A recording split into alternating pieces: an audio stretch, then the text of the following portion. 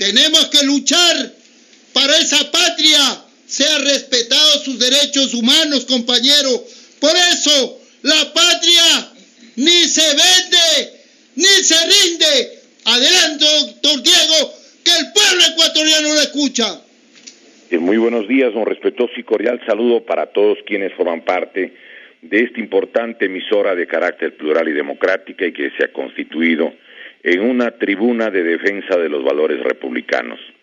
Quisiéramos saludar a cada uno de los miembros del personal administrativo de este medio de comunicación que contribuye al éxito y a la proyección de un pensamiento plural y democrático para todo el pueblo ecuatoriano.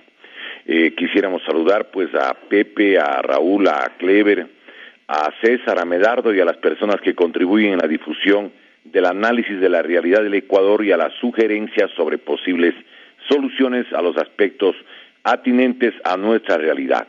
El día de hoy se nos ha advertido pues con antelación que el programa será muchísimo más breve, dada la circunstancia de que hoy es la final del Campeonato Nacional de Fútbol, justamente en el estadio de Manta, entre el Delfín de la provincia de Manabí y el Emelec. Quisiéramos nosotros empezar haciendo una reflexión.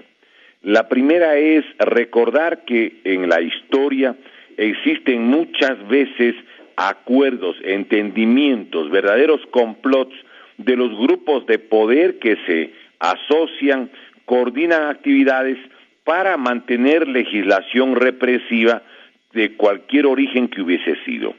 Nos vamos a permitir demostrar dos ejemplos históricos. El primero es el caso de Italia.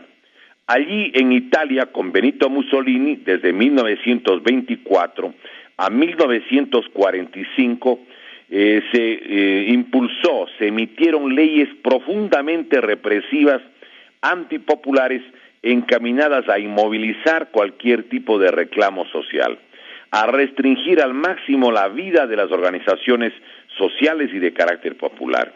Y se emitió un código, se llama el Código Penal de Rocco, el apellido del ideólogo o del jurista que diseñó este mecanismo, precursor de las políticas de represión garantizadas jurídicamente en el Código Penal.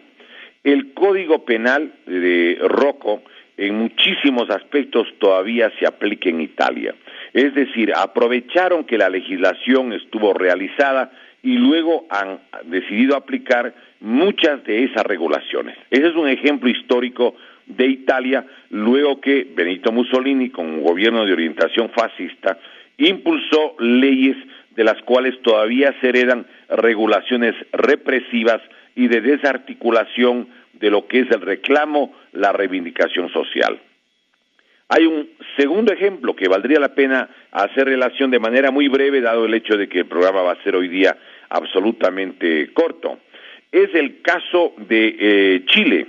El general Augusto Pinochet Ugarte elaboró una cantidad de leyes, dejó en vigencia una constitución que en gran parte no ha sido modificada y que el gobierno de la llamada concertación ha respetado ese tipo de regulaciones. Yo quisiera recordar cosas como las siguientes. El gobierno del general Pinochet destruyó la seguridad social para que la seguridad social pase a manos privadas. Todavía, en el caso de Chile, se mantiene en manos privadas la seguridad social. Es un negocio de sectores vinculados a la banca chilena y a determinados grupos de poder financiero internacional. Aquí en el Ecuador hay algo similar. Recordemos que se han tomado más de 18.400 millones de dólares del IES, de la seguridad social, manejada en muchos campos por el Banco del Instituto Ecuatoriano de Seguridad Social.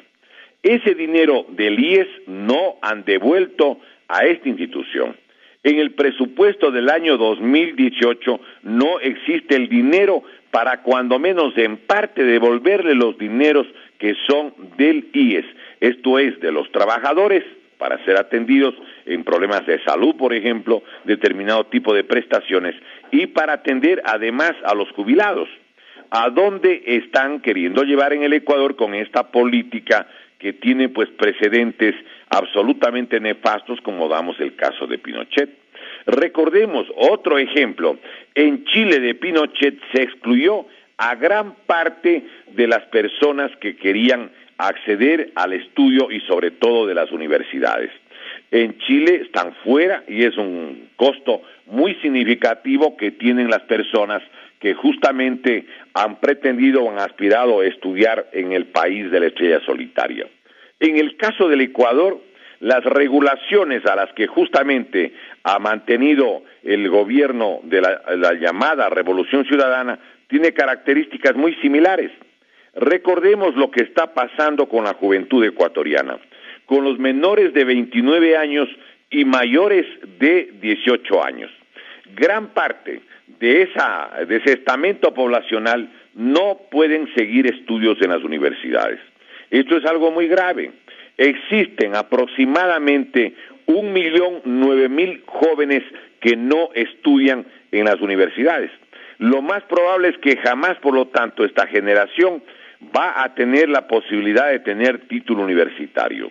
La minoría que ingresa a las universidades, primero, no es que estudia la carrera que quiere, no tiene esa posibilidad. En segundo lugar, a muchos de esos jóvenes les llevan a que estudien en otras ciudades. Dice, usted tiene que ir a Santa Elena, usted va a Guayaquil, usted va a Quito, usted va a Ambato, va a la ciudad de Riobamba, va a la ciudad de Cuenca, de las ciudades de las que no son oriundos de estos jóvenes. Y si los padres de familia no tienen el dinero para financiar el traslado, el viaje o donde pueda acogerse a ese muchacho, pues simplemente pierde también el estudio en la universidad. Esto está pasando en nuestro país y no podemos dejar de observar. Es decir, han venido a desestructurar y a destruir espacios importantes de lo que significa la aspiración legítima de los jóvenes en el estudio, por ejemplo. Hay otros aspectos que podríamos también hacer relación.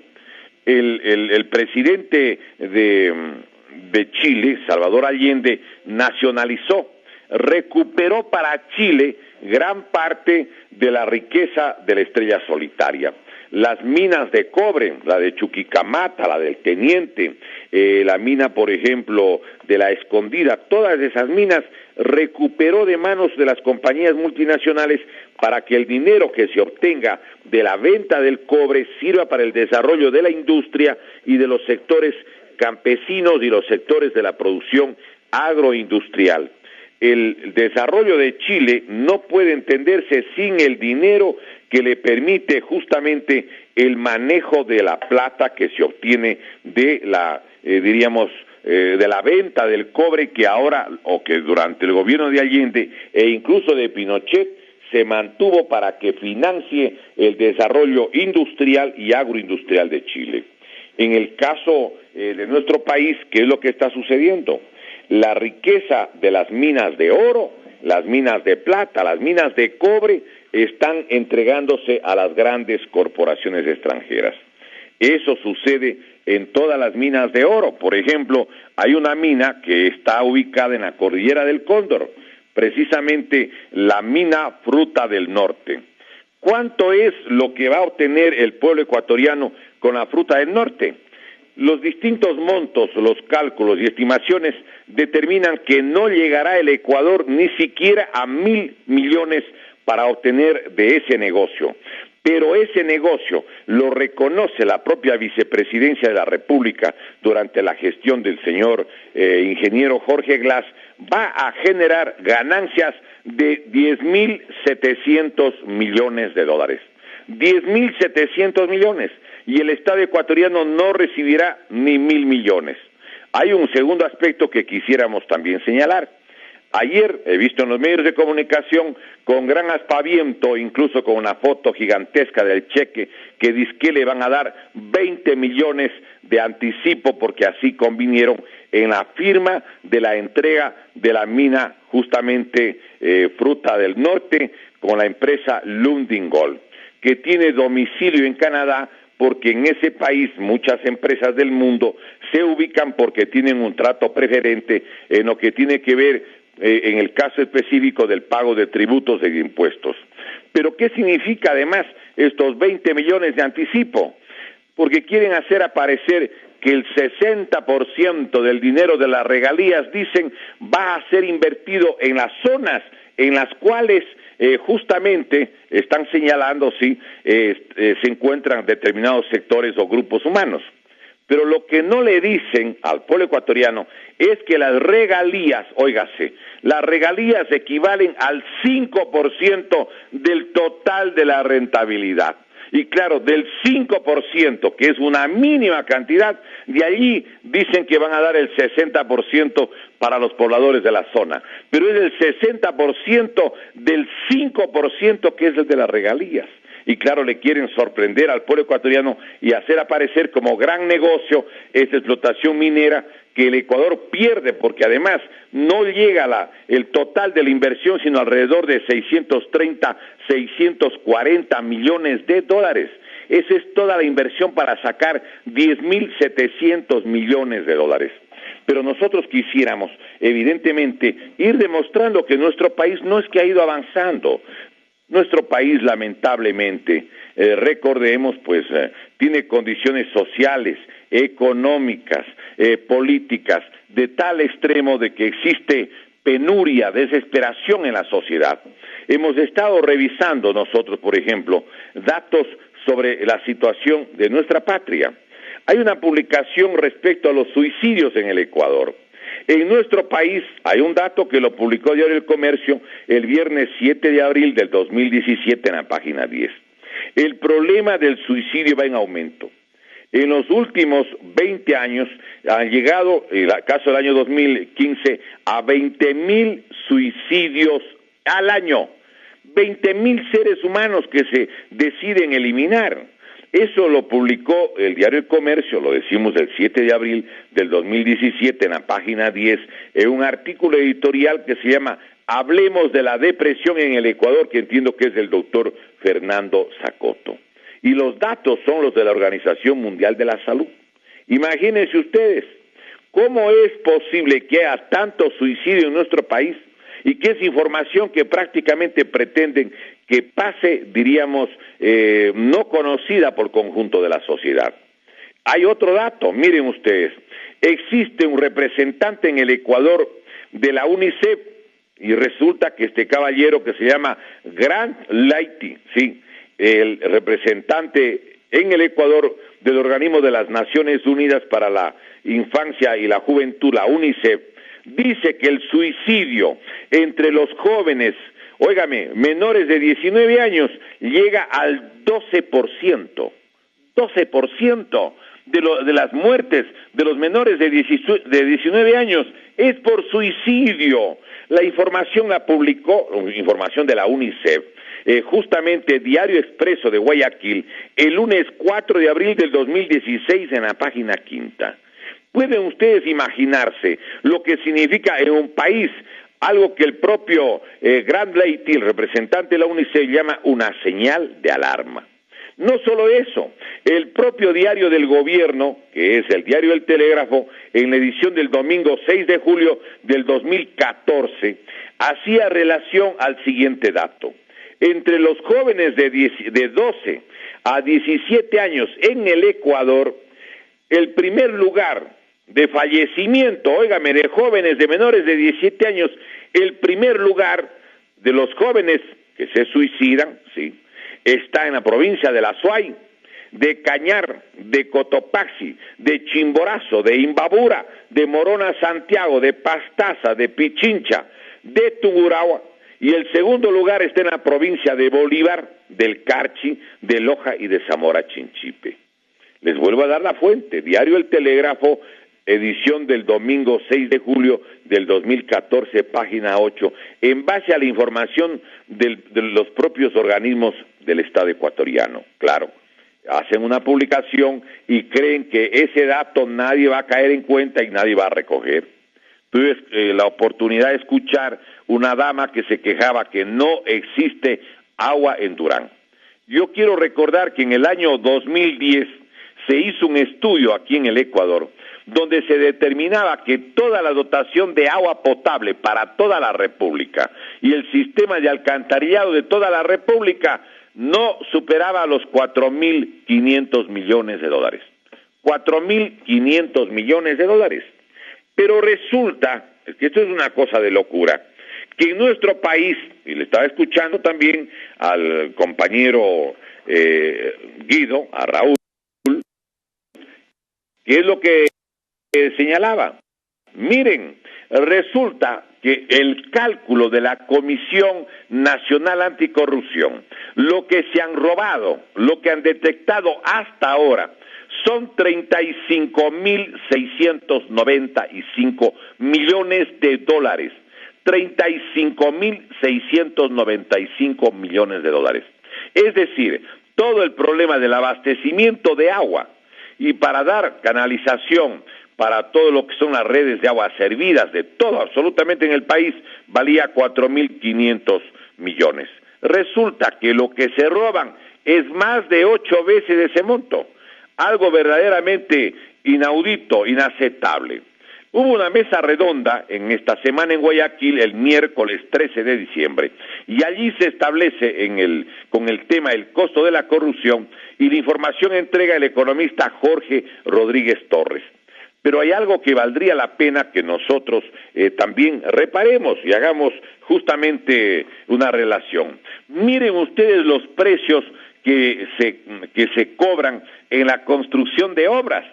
Mientras, por ejemplo, en el Hospital de la Mujer de la Junta de Beneficencia de Guayaquil costó $1,150 el metro cuadrado, 1,150 en el caso, digamos, del Hospital de la Mujer de la Junta de Beneficencia.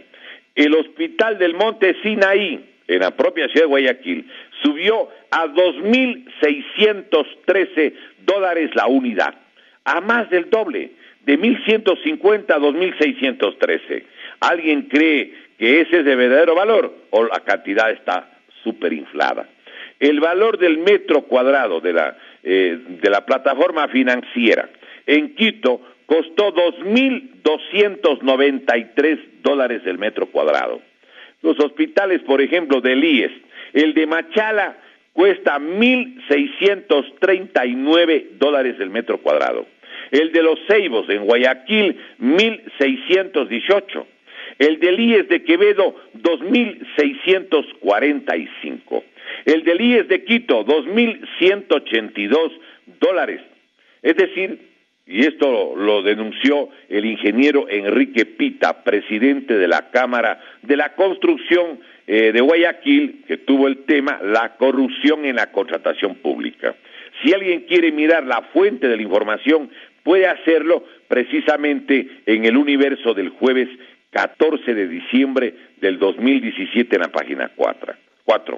Pero aquí nosotros quisiéramos señalar algo en el poco tiempo que disponemos. Compatriotas, yo creo que es necesario que reparemos que el pueblo ecuatoriano necesita garantizarse sus condiciones de vida. El pueblo ecuatoriano necesita proteger su futuro, necesita recuperar el derecho al estudio, el derecho a la salud, el derecho a que no roben tanto como ha sucedido en los últimos tiempos. Y claro, la gente tiene que reparar en nuestro pueblo de que existen lamentablemente muchísimos perjuicios que se han cometido. El monto que da la Comisión Nacional Anticorrupción equivale, escúchese, a más de 1,065 veces los 33,5 millones de dólares del famoso escándalo de la Odebrecht. 1,065 veces más es lo que calcula la comisión, lo que se han llevado y lo que hasta el momento nadie ha recuperado. Pero yo quisiera que reparemos en un hecho que no debe dejar de hacer que la gente pues lo considere. No hubiese existido las irregularidades coordinadas por el señor Jorge Glass si no hubiese existido el auspicio, el apadrinamiento, el encargo de Rafael Correa para que Jorge Glass haga lo que le dé la regalada gana, porque no es que él actuó al margen de lo que le ordenó el señor presidente de la época en 124 meses de gestión. Yo creo que es importante que recordemos que el señor economista Rafael Correa tiene que responder, pues, ¿Quién manejó? ¿Quién es el responsable de todo el área estratégica que llaman? El manejo del petróleo, el manejo de las minas, la entrega de las minas de oro, de plata, de cobre, la entrega de los puertos. Todo, absolutamente todo, lo manejó la persona que encomendó, el administrador, el operador, que era el señor Jorge Glass, pues. Y yo creo que la Fiscalía y el pueblo ecuatoriano exige, señores, ¿por qué no se toman las declaraciones? ¿Por qué no se inician las acciones? El pueblo ecuatoriano necesita, además, que todo el blindaje de las leyes que se hicieron para garantizarse el encubrimiento, la impunidad, tiene que ser derogadas. Y el pueblo quizás no tiene otra salida que impulsar una asamblea nacional para que toda la legislación represiva sea eliminada. No puede el pueblo ecuatoriano quedarse en un jueguito extraño, porque pasaríamos del correísmo con Correa a un correísmo sin Correa, y no se trata de eso.